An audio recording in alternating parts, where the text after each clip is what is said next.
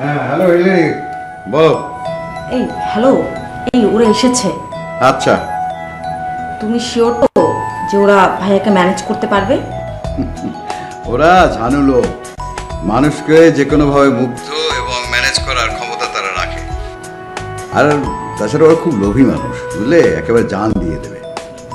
যাক, ভালোই ভালো হয়ে গেলেই ভালো। দেখো, ভাইয়াকে রাজি না করাতে পারলে কিন্তু আমি বিয়েটা করব না। তাহলে করবে না? চুপ থাকো, খবরদার যদি এই কথাটা আরেকবার বলেছো। আমি তোমাকেই বিয়ে করব, কিন্তু তার আগে ভাইয়াকেও রাজি করাতে হবে আর তোমার মেয়েকেও রাজি করাতে হবে, বুঝতে পেরেছো? আচ্ছা, তোমাকে না আমি মানা করেছিলাম এই বিষয় নিয়ে কারোর সাথে কোনো কথা বলবে না, তাহলে অহনাকে কেন জানালে? জানিয়ে দিলাম, ইচ্ছা হলো তাই। তুমি কিন্তু প্রমিস করেছিলে হিলারি। তো কি, প্রমিস ভাঙা যায় না? তুমি কেন যে এত পাগলামি করো? আচ্ছা ঠিক আছে, এখন ফোন রাখো তো, সে কখন থেকে ঘ্যানোর ঘ্যানো করছো। Okay bye.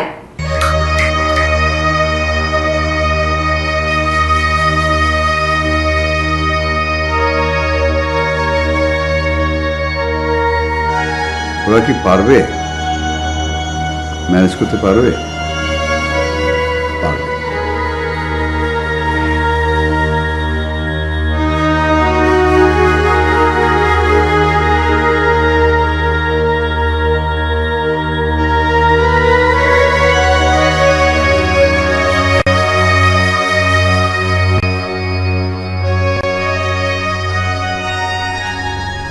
তুমি এভাবে আমাকে একা ফেলে চলে আসবে?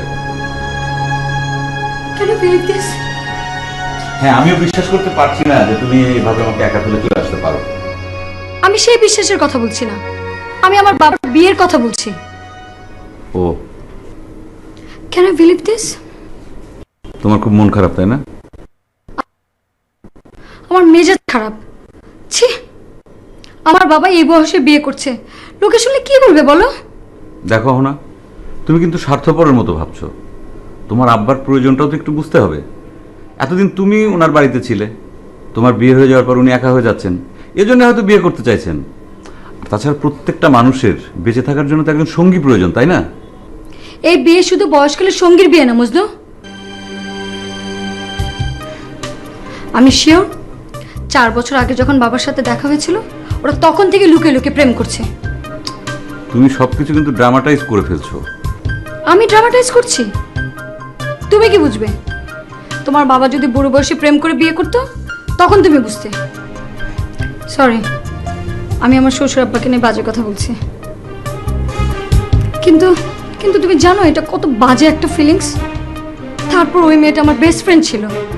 ছি। দেখো না, প্রেম কিন্তু যে কেউই করতে পারে, আর প্রেম তো বলে কয়ে আসে না। এতদিন হয়তো তোমার মা মারা যাবার পরে তুমি বড় হয়েছো, হয়তো উনি প্রয়োজন বোধ করেননি, কিংবা ওনার জীবনে প্রেম ভালোবাসা আসেনি। এখন হয়তো ওনার জীবনে প্রেম ভালোবাসা এসেছে, তো সমস্যাটা কোথায়? তুমি বিষয়টা একটু তুমি একজন ম্যাচিউরড একটা মেয়ে, এটা ভেবে চিন্তে একটু চিন্তা করলেই হয়। তুমি বিষয়টা মেনে নিতে পারো, এবং মেনে নেওয়াই উচিত। খবরদার, তুমি আমাকে অ্যাডভাইস করতে আসবে না। আমার বাবা 4টা বিয়ে করুক, আমার কোনো সমস্যা নেই। তাই বলে আমার ফ্রেন্ডকে আমি কখনোই বিয়ে হতে দেব না। যেই করে হোক আমি বিয়ে ভাঙব।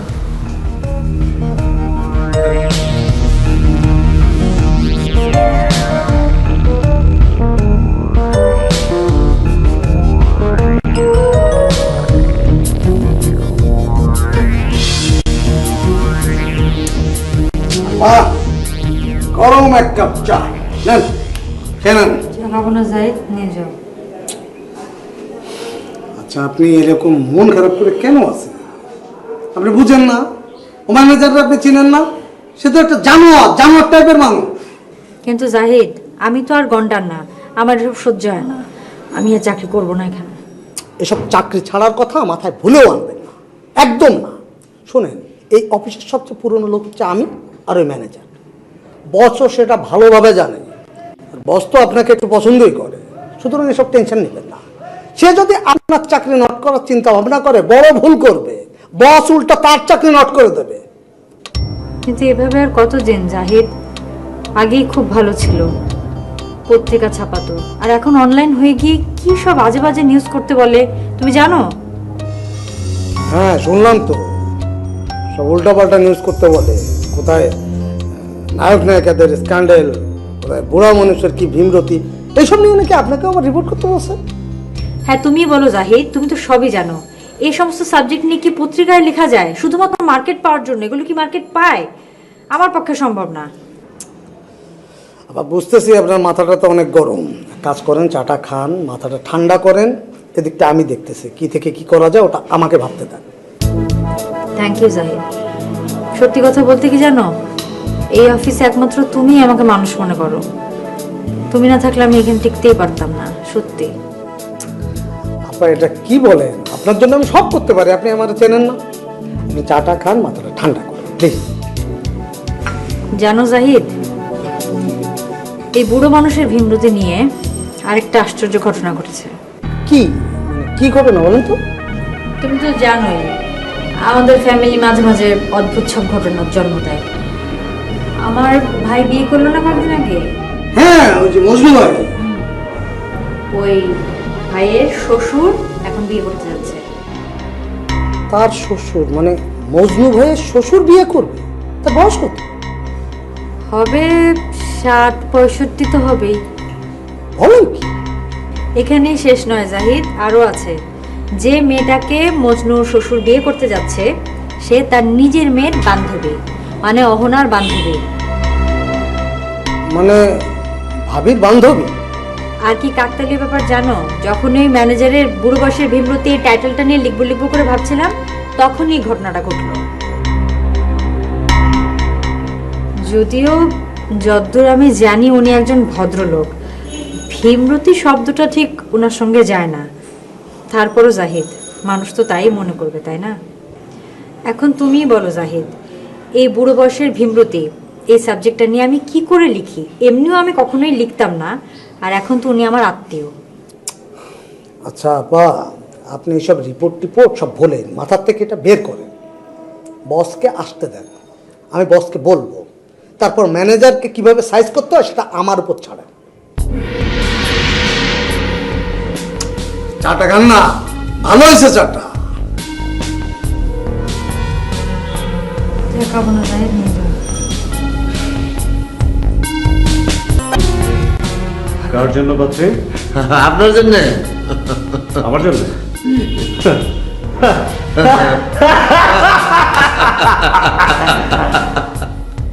তোমাদেরকে বলো আমার পাত্রী দরকার? না ভাইয়াজি, কেউ বলে নাই, আমরা নিজেরা নিয়ে এসেছি। বাহ, অন্যরকম ঘটক দি। কিভাবে বুঝলে যে আমার পাত্রী দরকার? আমরা সব কিছু বুঝি, আমরা লাল বুঝুকার বুঝ গিয়া। আপনার কি সুন্দর শরীর, কি সুন্দর ফিগার, এই যে হাতের বাহুতে দেখেন কি সুন্দর হাইব্রিড করার মতো গুল্লি ফুলে উঠছে। Good, very good.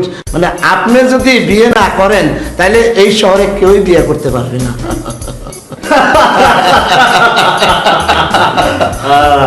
বলে কি? এলারে এলারে এলারে, আমি ডাকবো? আরে লোক দুটো তো খুব মজার, দেখে যা। দেখে যান। এরা নাকি আমার জন্য পাত্রীর সন্ধান নিয়ে এসেছে। আচ্ছা আপনারা বসেন, একটু আসি।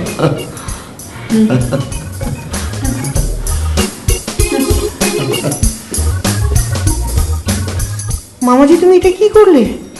কথা তো ছিল এই লোকের বোনের সম্বন্ধ করব, তুমি এই লোকের সম্বন্ধ করে ফেললে। ভাই না, ভয় বইলা ফেলছি। ভয় তো আমিও পেয়েছি, যে বডি। সেই জন্যই তো। হ্যাঁ, তুই চিন্তা করে দেখ, এই ছেলের যদি আমরা বলতাম যে তার ছোট বোনের জন্য 60 বছরের একটা বুড়া পাত্র ঠিক করছি, তাহলে তো আমাদের ওই যে অ্যাম্বুলেন্স, ফার্স্ট এড বক্স এগুলির দরকার হইতো না, তাই না? হ্যাঁ, আমাদের ওই জানাজার জন্য 4-5টা লোক হইলেই চলতো। হ্যাঁ, আমি তো এই লোকটা দেখা সাক্ষাৎ আজরাইল দেখছি চোখের সামনে, আর কিছু দেখি নাই। তুই কাম নেশার আমার কি উপায় ছিল? যা করেছো সবকিছু উল্টিয়ে ফেলেছো। এখন কি করে এটা সোজা করবা সে চিন্তা করো। এখন আর কি করবো, দেখি এটা আবার উল্টান যায় কিনা। আমার একটু পানির তিয়াস লাগছে, দেখতো কোনো জায়গায় একটু পানি আছে নাকি খাই। চেষ্টা পেয়েছে না? আচ্ছা, কিন্তু আমাদের তো বসে থাকতে বলেছে। আমি ওই লোকের কোনো কথা অমান্য করতে পারবো না বাবা, সরি মামাজি। এসব তুমি কি বলছো ভাইয়া?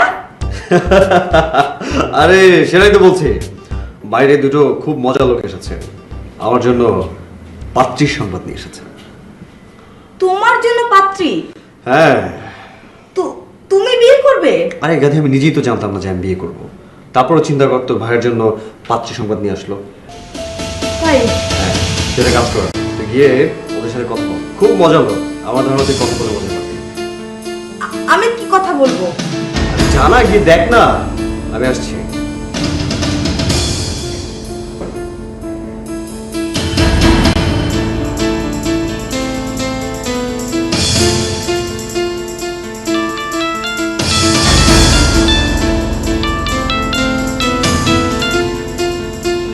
হ্যাঁ হ্যালো হিলারি, বলো। তুমি এসব কি লোক পাঠিয়েছো? হ্যাঁ কেন কেন কি? কেন?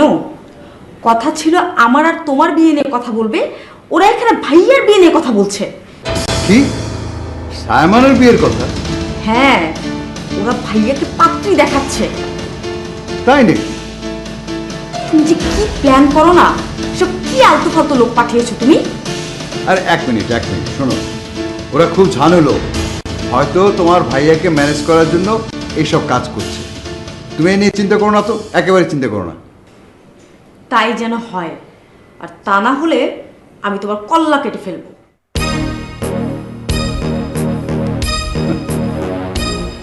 কল্লা তো আমার এমনিই কেটে গেছে।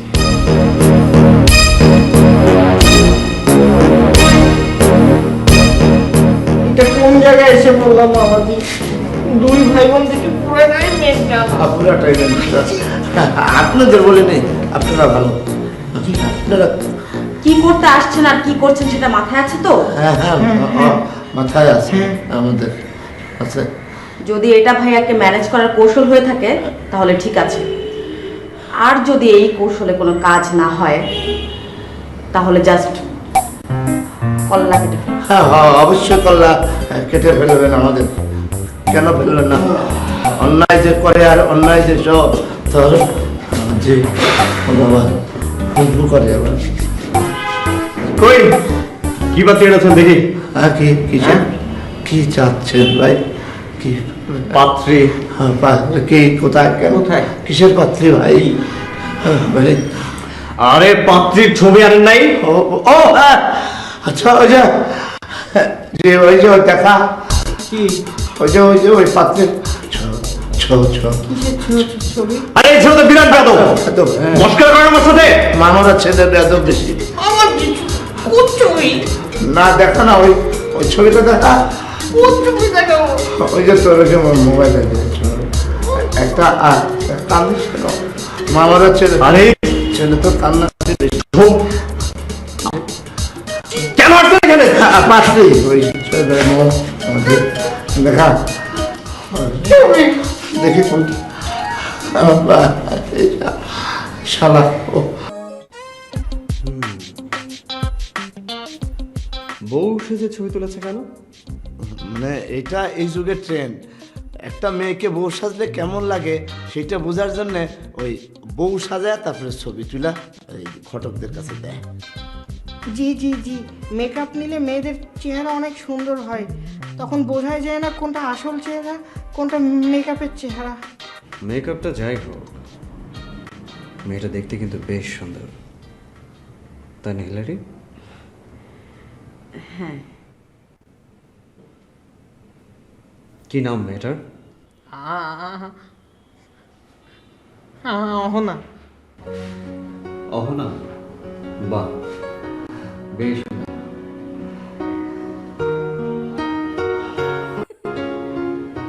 কি করছেন আপনারা? আপনাদের কি মাথা খারাপ হয়ে গেছে নাকি? অহনার ছবি দিলেন কেন? আমি তো বুঝতে পারিনি মামাজি, আমার মোবাইলে তো কোনো মেয়ে মানুষের ছবি নেই, সামনে যেটা ছিল সেটা বাকি পিকচার।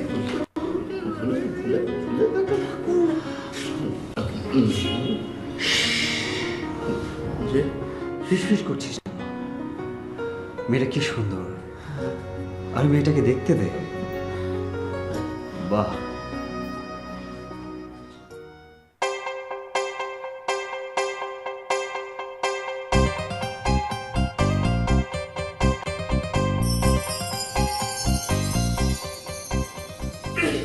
Sir ডাকছিলেন sir? এই ছবিটা রাখো। জি স্যার, ইন্দ্র কার আছে? ইনি হচ্ছেন আকমল সাহেব। আপনার স্যার ইনি কে? ইনি হচ্ছেন বিরাট একজন ব্যবসায়ী, আর ওই মেয়েটি হচ্ছে অহনা। হলো কোন হলো স্যার? অহনা হচ্ছে আমাদের জয়িতা আছে না, জয়িতার ভাই মজনু, মজনুর ওয়াইফ। মানে জয়িতা আবার ভাবি, তাই তো স্যার? এদের ছবি আপনি কোথায় পেলেন? খুব সোজা, ফেসবুকে সবাই বিয়ের ছবি আপলোড করে না। না, ছবি তো ফেসবুকে সবাই দেয় স্যার, কিন্তু আপনি এদের ছবি কিসের জন্য বের করছেন? শোনো, সেটাই বলছি। তোমার আর জয়িতার কথা আমি শুনেছি, এবং এও শুনেছি যে এই লোকটা একটা কম বয়সী মেয়েকে বিয়ে করতে যাচ্ছে। আমাদের পত্রিকাটা হচ্ছে একটা অনলাইন পত্রিকা। আমাদের পত্রিকা যদি একটা রিপোর্ট করতে পারি, সাবজেক্টটা হবে বুড়ো মানুষের ভীমরতি, তাহলে এই নিউজটার উপর কতগুলো হিট করবে জানো? স্যার এটা কি বলেন স্যার? জয়িতা আবার আত্মীয় আছে? সেই জন্যই তো আরো বেশি করে করতে চাই। স্যার আমি বুঝতেছি না কি জন্য একটা পরিবারের মান সম্মান নিয়ে টানাছড়া করবেন স্যার, বলেন স্যার? আমার খুব টানা হ্যাচড়া করতে ইচ্ছে করছে, তাই। স্যার একটা রিকোয়েস্ট করি স্যার, দয়া করে জয়িতা আবার উপর রাগ করে আপনি এই কাজটা করেন না স্যার, এটা আমার অনুরোধ স্যার। কাজটা তো আমি করব না, কাজটা করবো তুমি। জি? আমি তোমাকে রিপোর্টার হিসেবে নিয়োগ দিতে চেয়েছি, এইটা হচ্ছে তার প্রথম অ্যাসাইনমেন্ট। যদি তুমি ঠিকঠাক মতো করতে পারো তাহলে তোমার প্রমোশন কনফার্ম। না না স্যার, আপনি যতই আমার বলেন স্যার, মরে গেলেও স্যার এই কাজটা আমি করতে পারবো না, আমার দ্বারা সম্ভব না স্যার। ঠিক আছে, যাও, সারা জীবন চা বিস্কুট টানো, ম্যাট্রিক ফেল তুমি, এর বেশি কোনো কাজ তুমি করতে পারবে না। একবার ভালো করে ভেবে দেখো জাহিদ, তোমার কি ইচ্ছে করে না ডেস্কে বসে পায়ের উপর পা তুলে চাকরি করবা, আর অন্য পিয়ন এসে তোমার চা বিস্কুট দিয়ে যাবে? ঠিক আছে স্যার, কিন্তু বুঝেন তো জয়িতা আবার ব্যাপার স্যার। তুই জয়িতার চিন্তা বাদ দে, নিজের চিন্তা কর। জয়িতাকে শাস্তি দেওয়া হচ্ছে আমার টার্গেট, সে যেন আর কোনোদিন আমার সাথে খারাপ ব্যবহার না করে।